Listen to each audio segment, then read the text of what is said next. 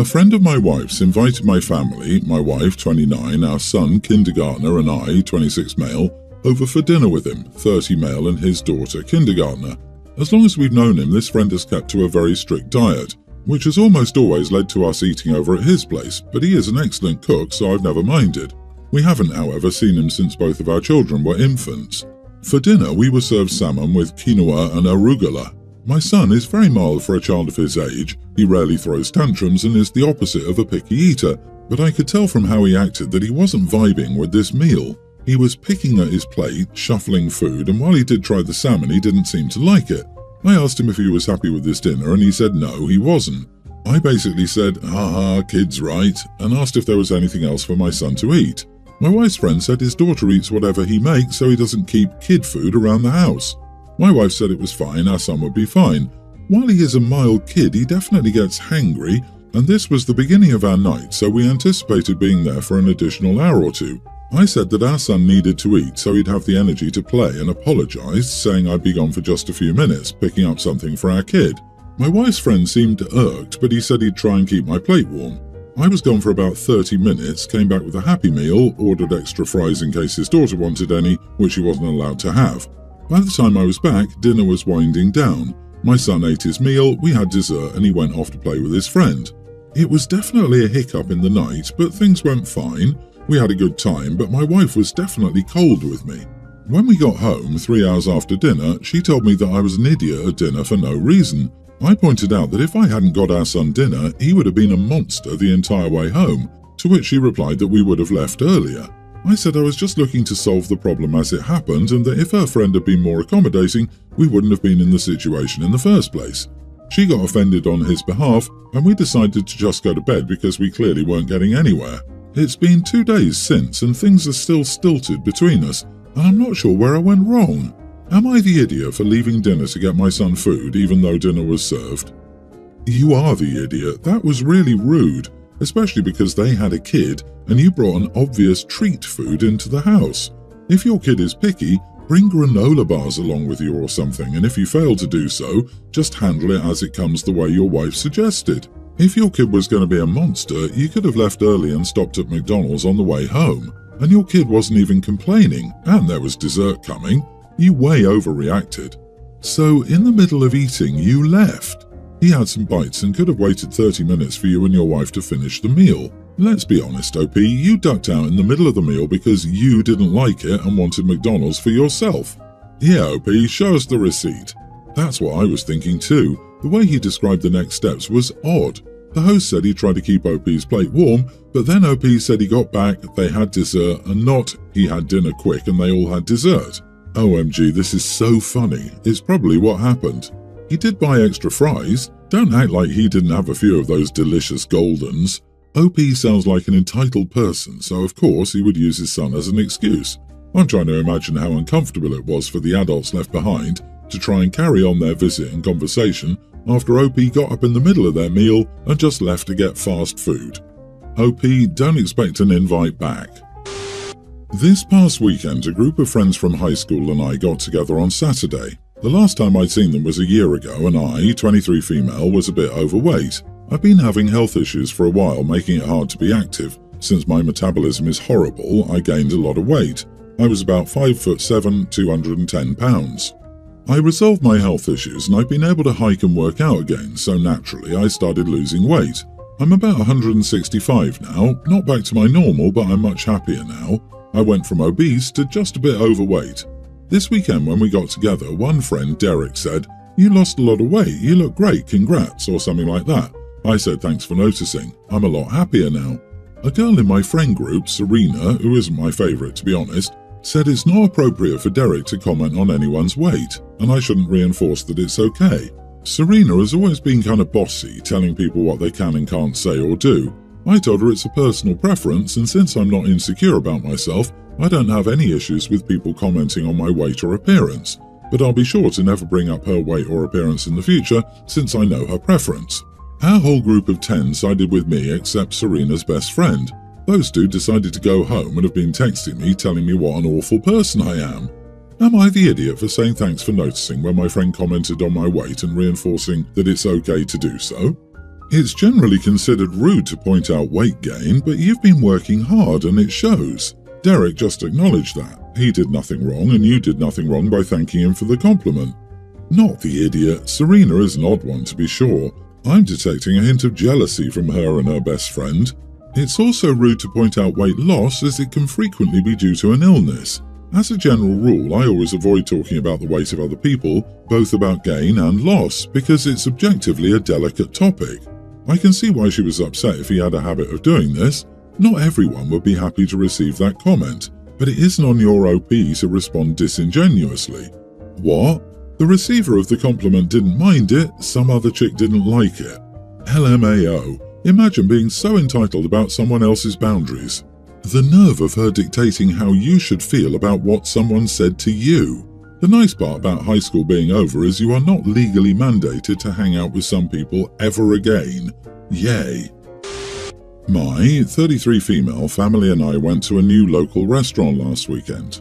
We live in a small town, so any new business gets a lot of attention and talks locally, and usually most of the town tries to check it out when it first opens, and the initial experiences, reviews and chatter between the locals can make or break business early on. Unfortunately, this restaurant we had a terrible experience at. We had to wait for ages for a table as they were so busy. The staff didn't seem like they always knew what they were doing. We weren't that keen on the taste of the food, and some dishes came late, which was really annoying and ruined the evening for us. They gave us a discount and apologized, but it didn't really change the experience. We would never go there again. When my friends and I met for lunch a few days later, I mentioned we went to the new restaurant. They were all interested in hearing my opinion on it, and I said the above and said I wouldn't go there again. My friend May stared at me with a face like thunder and say, "You do remember this is my brother's restaurant?" I said, "Yes, I do, but it's nothing personal. I'm just giving my opinion on a restaurant as I do for any business. I was a normal customer there like anyone else. It's not about it being her brother's business for me, it's just a restaurant that I visited. And I asked whether I was not allowed to have an opinion just because it was her brother's place. She said I was being rude, weird, and couldn't I just be normal with some awareness and talk about it behind her back if I really wanted to say all that to save her feelings. And also said that if I got a discount and an apology, then I shouldn't go around bad-mouthing it so severely as it could ruin the business for them when they've only just started and trying to find their feet. I said I was just giving my honest opinion, and then she said I badmouth every restaurant I go to anyway, and everywhere is always a terrible experience for me, so it's not like my opinions are valid anyway. I thought that was ridiculous, as there are restaurants I've liked. I can't change my opinion on the ones I've had a bad experience at.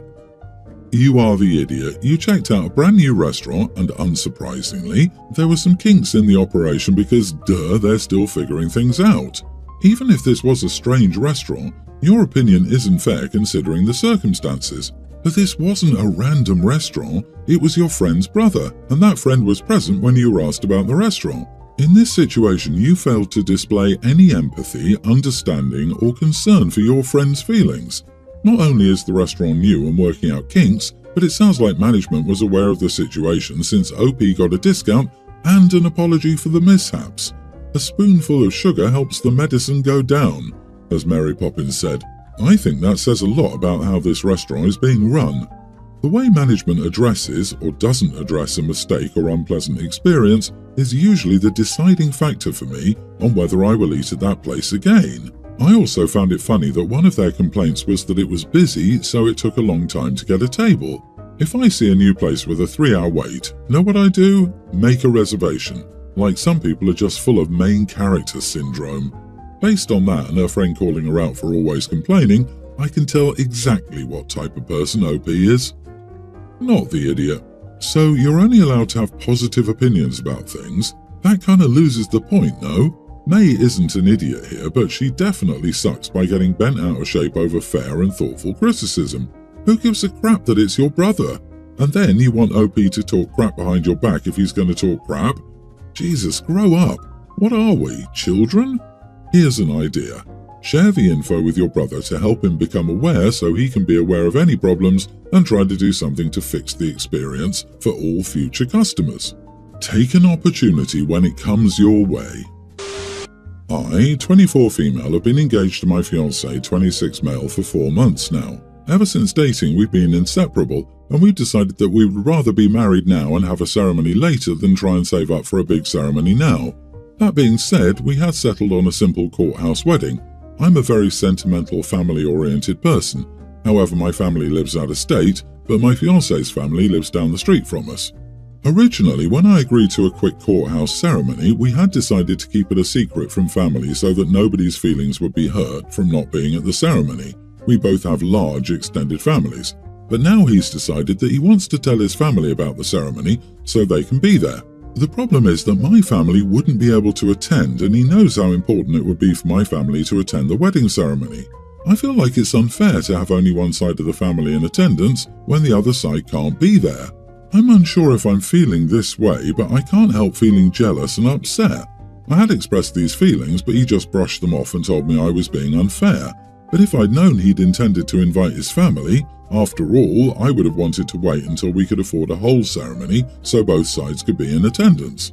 I feel like I may be acting like a brat, but I can't tell anymore. That being said, am I the idiot for not wanting my fiancé's family at our wedding? I had expressed these feelings, but he just brushed them off. This isn't encouraging. Communication is one of the pillars upon which a successful relationship is built. Without it, the relationship will be on shaky ground, if not outright collapse. Are you sure you want to jump into marriage so quick? I don't understand the rush to get married. Darling, this is what your life will be like from here forward. He thinks his family feelings are more important than you, the bride. That's messed up of him to switch up on such short notice, knowing your family can't be there. Honestly, he knows what he's doing and is selfish. Nasty of him to brush your very valid feelings off too. You'll regret allowing this to happen, OP. This is almost exactly what happened with our wedding. We were meant to elope privately here in his country and then have receptions later in both our respective countries that all our family and friends could attend.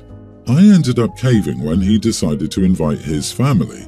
My parents did fly over from the US to Australia last minute for the wedding, but none of my other family or friends were there.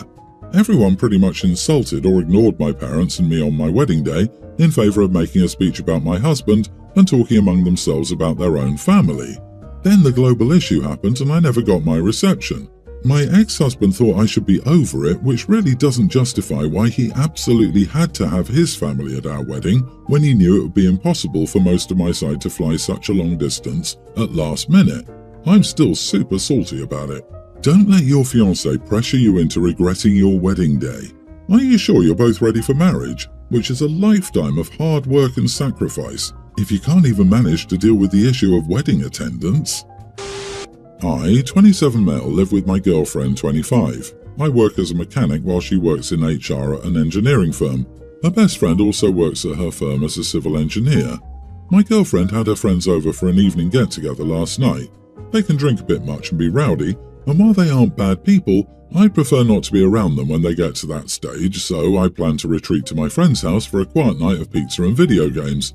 Unfortunately, my car chose that moment to have a flat battery, and it was getting a bit old. My girlfriend's car was parked next to mine in the garage though. Seeing as I would have to get my car to my workshop the next day, I decided instead to take my girlfriend's car. I would jump-start my car with hers and drive it around a bit now to give it enough charge to last until tomorrow when I could replace the battery at work. I'd fished the jumper cables out when my girlfriend and her friends staggered out. My girlfriend asked me why I'm still there and I show her the jumper cables and tell her that I'm working on getting out. Her civil engineering friend sees that I'm preparing to jump-start the car and tells me she could do it for me. I say that I'm fine and will be quick and she can return to having fun inside. She doesn't take no for an answer and grabs the cables. I protest, but her friends gang up and ask if I think she doesn't know. The friend connects everything and gets in my girlfriend's car and is about to start it when I see that she's connected the black cable to the negative terminal of my dead car instead of a metal ground part of my car. I shout at her to stop and quickly snatch the key away to prevent her from starting the car and an explosion. I start yelling at my girlfriend and her friends and tell them to get lost into the house and not blow up my car. I also tell them they're banned from ever getting in it, touching or riding my or my girlfriend's car. They're angry but go back inside, muttering how I'm a massive idiot. Not the idiot, but I think you overreacted to some intoxicated chicks who aren't thinking straight. It's okay to have a minor meltdown, but I don't think you can perma-ban them from your girlfriend's car for real. Also, it's not your car, it's hers. You don't own it or her, so it's her decision to make. Wait, Are you saying a person who's been drinking heavily has the right to decide if they get into their own car? Even if someone can stop them, you're saying they shouldn't? OP is literally a mechanic, but yes, you know better. No intoxicated person should have any car keys in their hands, period. I think when we're talking about people clearly intoxicated and enough electricity in those cables to kill someone, OP reacted appropriately to being swarmed and having an intoxicated person hooking up electrical connections, causing an explosion. I'm sure we'd all be asking OP why he didn't kick them out had it ended with the friend being hurt in front of all of them. This was purely a prove women could do what men could do moment and nothing else. Relax, it wouldn't cause an explosion. In 30 years, I've never had a battery explode because I connected the black cable to the negative lead on a battery, and I've jump-started a lot of cars. My most recent jump-start was 2 days ago.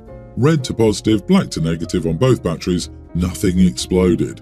Again, you overreacted and then set rules for someone else's property. You are the idiot and a crappy mechanic if you think that's what causes batteries to explode.